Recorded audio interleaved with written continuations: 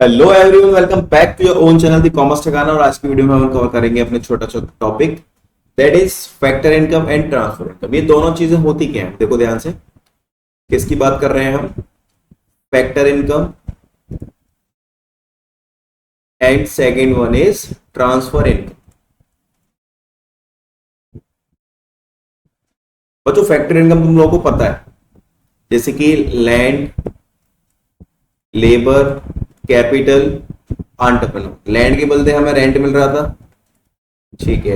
Labour को हम wages दे रहे थे, कैपिटल के बदले इंटरेस्ट मिलेगा, एंटरप्रेन्योर को प्रॉफिट मिल रहा था। मतलब ठीक है, ये सब हमारी होती है फैक्टर इनकम।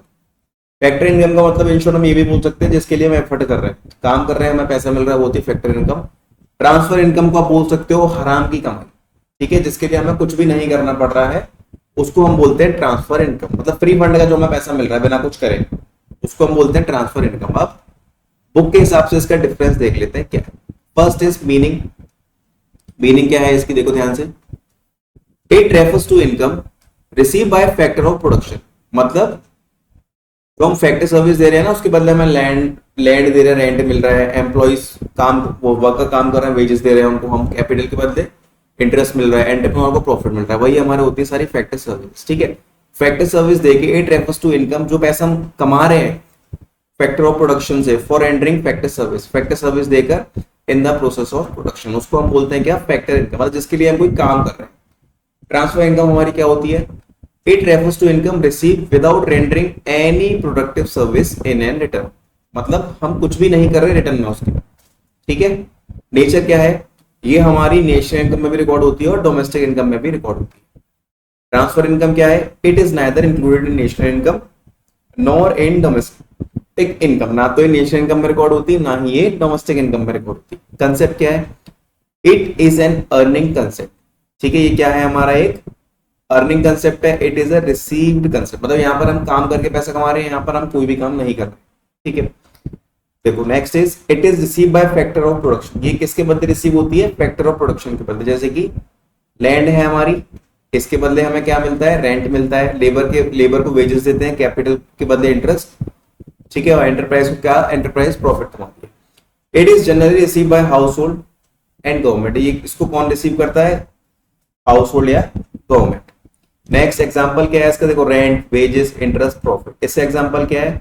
स्कॉलरशिप हो गया, ओल्ड एज पेंशन हो गई, सरकार देती है ओल्ड एज पेंशन, ठीक है। अनएम्प्लॉयमेंट अलाउंस होता है, ठीक है, ईटीसी। स्कॉलरशिप हो गई, इसको भी गवर्नमेंट प्रोवाइड करती है हम लोगों को, ठीक है। चलो नेक्स्ट क्या है? अब नेक्स्ट देखते हैं हम अपना क्या point, that is depreciation and capital stock, ठीक है। क्या देखना है हमको?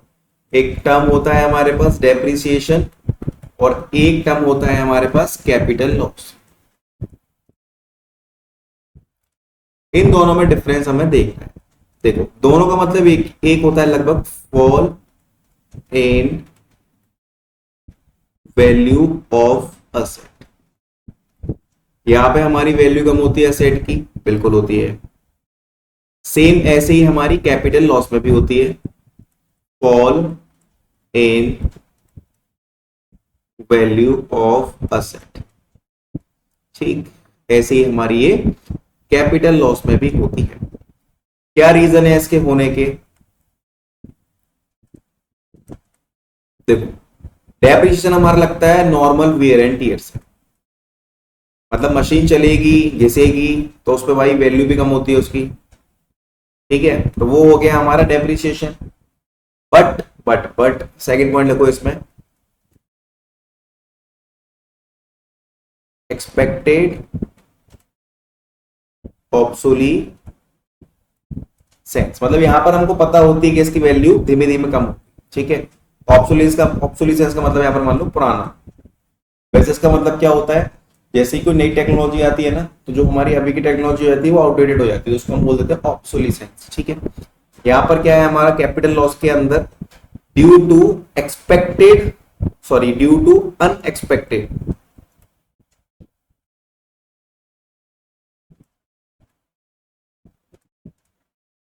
ठीक है। अनएक्सपेक्टेड कैसे? हमें पता ही नहीं है। देखो एग्जांपल देता हूं मैं इसके। अर्थक्वेक आ गया, तो उसमें हमारी मशीनरी पूरी डिस्ट्रॉय हो गई, ठीक है। या चोरी कर ली किसी ने, ठीक है, एक्सीडेंट हो गया, ये सारी अनएक्सपेक्टेड चीज है, मतलब हमें नहीं पता है, हो सकती है बट ये हो जाती है, तो इसी को हम बोलते हैं क्या, कैपिटल लॉस, ठीक है, ड्यू टू अनएक्सपेक्टेड ऑब्सोलेसेंस। लेकिन यहाँ पर हमारा एक्सपेक्टेड ऑब्सोलेसेंस होता है, हमको पता होती है कि डेप्रिसिएशन हर साल चार्ज करेंगे हम, तो हमारे मशीनरी की वैल्यू कम होती जाएगी, ठीक। चलो, डेप्रिसिएशन के लिए हम एक प्रोविजन बना के चलते हैं पहले से, ठीक है, generally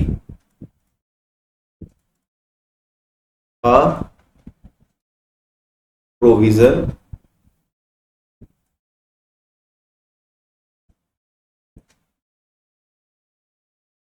is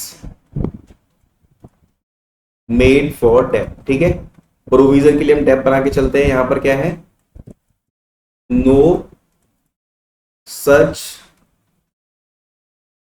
provision is made in case of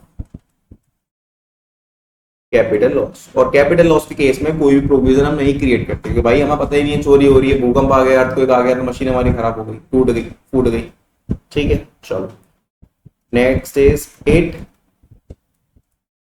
does not hamper the production process, production not production, it's production process। बच्चों, हैम्पर का मतलब होता है बाधा, रुकावट, ठीक है, मतलब डेप्रिसिएशन से हमारा प्रोडक्शन प्रोसेस नहीं रुकेगा, क्योंकि हमें पहले से ही पता है कि हमारी मशीनरी की लाइफ कितनी है, 10 साल है, 15 साल है, और उतना ही हमारे साथ डेप चार्ज करते हैं, ठीक है। बट कैपिटल लॉस के केस में इट हैम्पर्स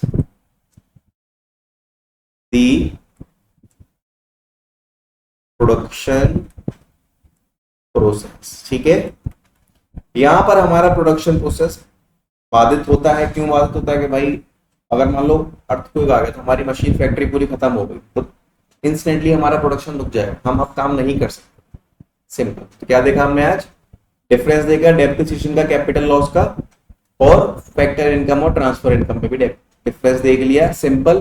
फैक्टर इनकम क्या होती है, जिसके बदले हम काम करते हैं, ठीक है, और ट्रांसफर इनकम हमारी जिसके बदले हम कोई भी काम नहीं करते, हमें सामने से पैसा वगैरह मिलता है, कुछ भी मिले, जैसे कि स्कॉलरशिप हो गई, ओल्ड एज पेंशन हो गई, अनएम्प्लॉयमेंट अलाउंस हो गया, इसको शायद बेरोजगार भत्ता बोलते हैं हिंदी में, सॉरी तुम जाओ हिंदी पे। रेंट, वेजेस, इंटरेस्ट, प्रॉफिट, इनके बदले हम काम करते हैं, तो उसको हम बोलते हैं फैक्टर इनकम। और फैक्टर इनकम हमारी national income plus domestic income दोनों में आती है, बट ट्रांसफर इनकम हमारी ना तो नेशनल इनकम में कैलकुलेट होती है और ना ही डोमेस्टिक इनकम में कैलकुलेट होती है, सिंपल।